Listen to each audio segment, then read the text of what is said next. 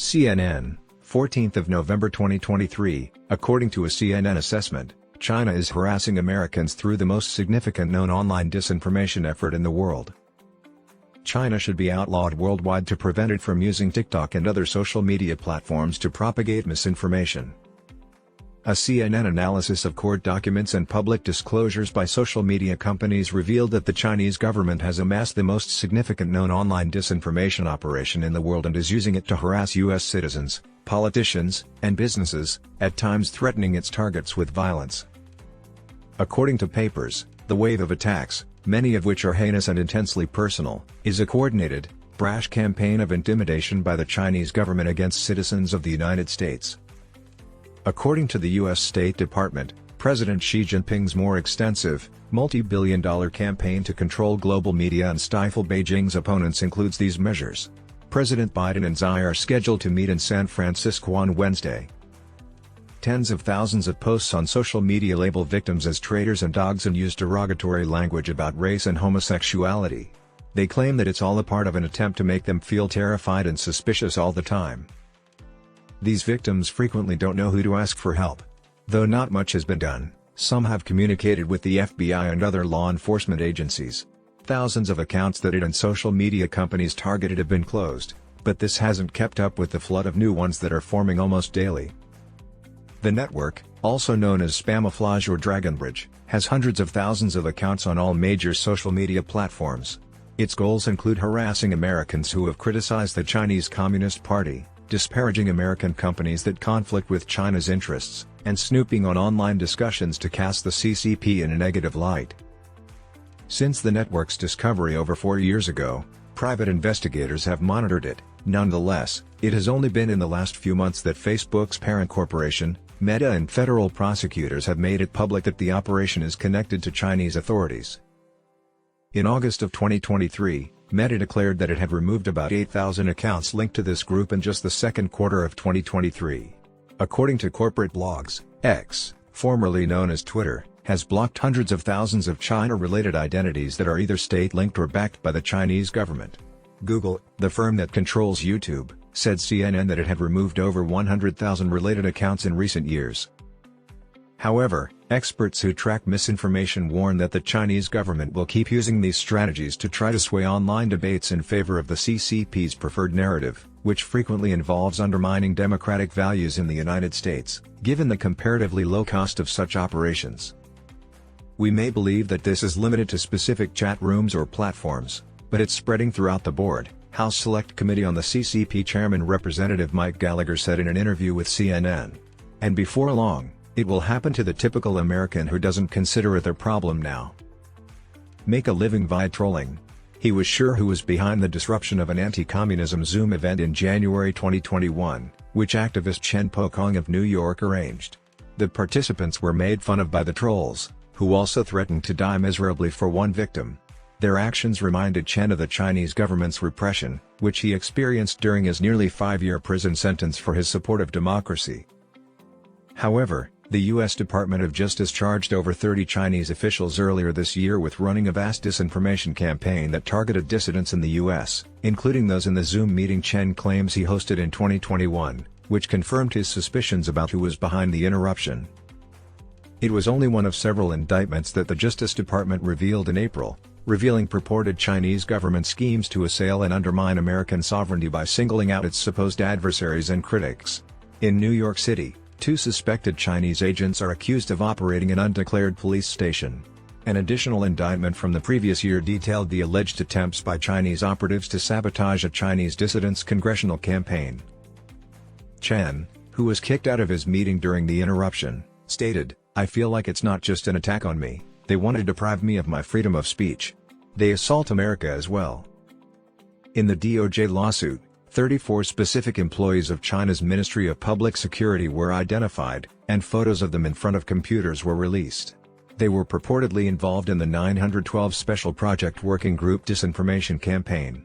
An FBI agent's declaration claims that the program, which is primarily based in Beijing, looks to involve hundreds of MPS personnel nationwide. Although the group of fictitious accounts is not referred to as Spamouflage in the complaint, Private investigators and a Meta representative informed CNN that the DOJ's description of the social media activity is a component of that network. The complaint claims that the group utilizes its misattributed social media profiles to threaten, harass, and intimidate specific victims as part of a purpose to manipulate public perceptions of China. Speaking to reporters regarding Spamouflage's purported ties to Chinese law enforcement, Lu Pengyu, the spokeswoman for China's embassy in Washington, refuted the claims. China has always respected other nations' sovereignty. There is no legal foundation or factual support for the accusation against the U.S. It has just political motivations. China is adamantly against it, Lu told CNN in a statement. The U.S. invented the weaponizing of the global information space, he asserted.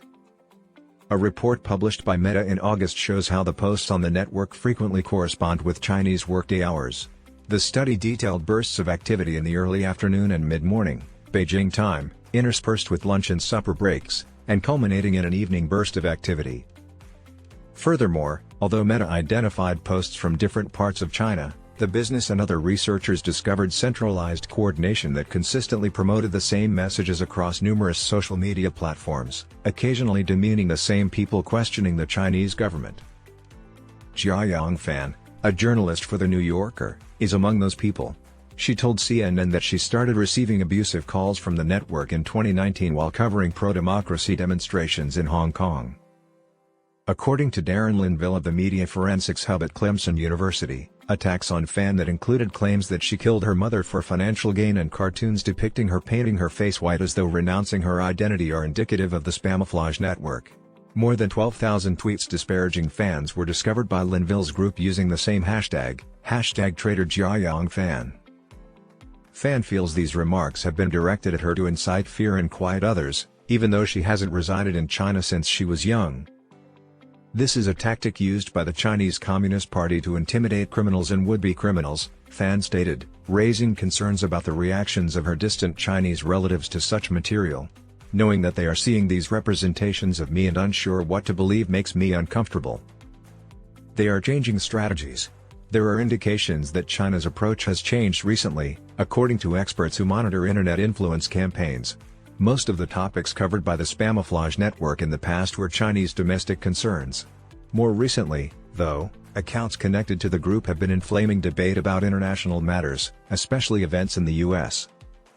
According to a report by cybersecurity firm Mandiant last year, camouflage accounts, some of which pretended to be Texas residents, called for protests against plans to build a rare earths processing facility in Texas and distributed false information about a different U.S. manufacturing company. The study also detailed how the campaign disseminated unfavorable reports on the Biden administration's initiatives to accelerate mineral output to reduce U.S. dependency on China. According to a Meta report from August, the network has also made references to how the U.S. perpetrated cultural genocide against the Indians and how racism is an indelible shame on American democracy and other posts. According to another piece, Nancy Pelosi, the former Speaker of the House, is riddled with scandals. According to a Department of Homeland Security report from April that was obtained through a records request, Chinese government-linked accounts have also posted messages that include a call to kill President Biden, a cartoon depicting the so-called QAnon shaman, who rioted at the U.S. Capitol, as a symbol of Western-style democracy, and a post suggesting that U.S. defense contractors profit off the deaths of innocent people. According to the DOJ complaint against Chinese officials, they attempted to post on social media about George Floyd's murder on the second anniversary of his death in an attempt to reveal the law enforcement brutality in the U.S. last year. They were also assigned to criticize American democracy and work on the U.S. midterm elections in 2022. The strategies of camouflage are evolving. Themes are changing, stated Ben Nimmo, Meta's worldwide threat intelligence lead. It is our responsibility to continue fortifying ourselves and informing others about it, particularly as election year approaches. However, accountability can be challenging as social media corporations scramble to suppress misinformation and the U.S. government files complaints against people it believes to be at fault. The problem with many cybercrimes is that it can be highly challenging to apprehend the offenders, according to Lindsay Gorman, head of technology and geopolitics at the Alliance for Securing Democracy, a project of the German Marshall Fund. However, Gorman continued, that does not imply that China will face no repercussions. The party operation does not have impunity here, at least not in terms of public opinion or US-China relations, even if individuals have some degree of impunity because they never intend to travel to the US anyway, the speaker stated. On social media, flooding. Most social media profiles on the network generate little to no activity, which means they don't often become viral, according to reports released by Meta, Google, and other businesses that have exposed spamouflage. However, Clemson University's Linville contends that the network employs a novel tactic of flooding conversations with so many comments that entries from actual users are overlooked. This includes sharing content on websites like Pinterest that is often unrelated to misinformation. Linville says, they are running thousands of accounts at once on a particular platform, frequently to drown out conversations, just with the sheer volume of messaging. China is doing the opposite of what we typically think of when we think of disinformation, pushing ideas on users and making them more salient. They are attempting to take discussions off of social media. Human rights organizations, for instance, started spreading the hashtag genocide games during Beijing's hosting of the 2022 Winter Olympics to draw attention to claims that China has imprisoned over 1 million Uyghurs and other Muslim minorities in internment camps. However, an unexpected event occurred. The hashtag was also tweeted by accounts that Linville and his colleagues thought were associated with spamouflage.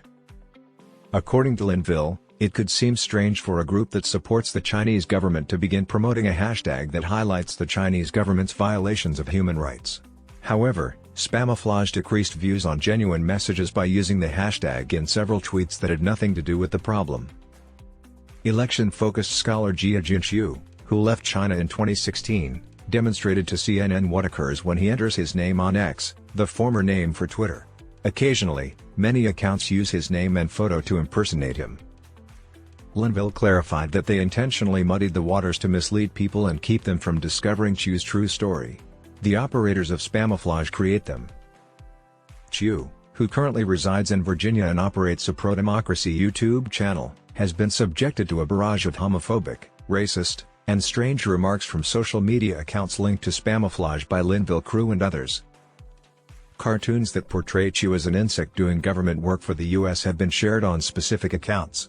Another picture shows a cartoon of Jesus stomping on him. Another depicts him as a dog walking on an American rat's leash. People want to do everything in their power to insult me because I tell the truth, Xi remarked. After tracking down hundreds of these cartoons online, Linville and his team concluded they were a tale of camouflage. According to Linville, cartoons can be more impactful than text because they compel viewers to stop and look at them since they are eye-catching. Furthermore, translating these original cartoons into hundreds of languages is incredibly simple and inexpensive. In addition to the online defamations, Xi claims he has received threats through more online messages and threatening phone calls from anonymous persons he suspects are connected to the Chinese government. He received an anonymous letter informing him that he would be detained and prosecuted for violating Chinese law. In an email, the Manassas, Virginia, church he attends was mentioned, along with a statement that he would do well to find another place to stay for his safety and that of the worshippers. Xi told CNN that the FBI had questioned him 4 times over these threats and that they had told him to call the local police if he was ever followed. Xi remarked, "I live in fear every day.